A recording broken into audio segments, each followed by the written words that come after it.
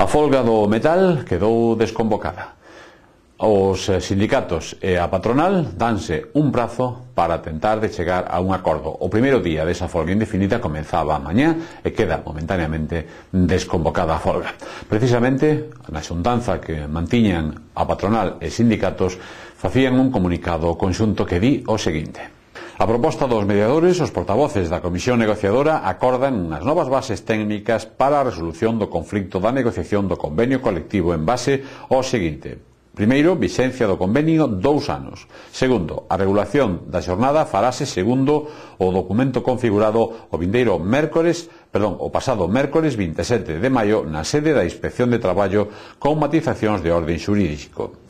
As partes, e o terceiro punto, recoñécense a efectos salariais capacidade de movimento respecto ás cantidades globais faladas ao longo das pasadas xuntanzas para toda a vixencia do convenio. E cuarto e último punto, aprázase, e o máis importante, o comezo da folga indefinida previsto para o mércores 10 de xuño de 2009 para acadar un maior espazo temporal de negociación continuando martes e mércores o proceso negociador.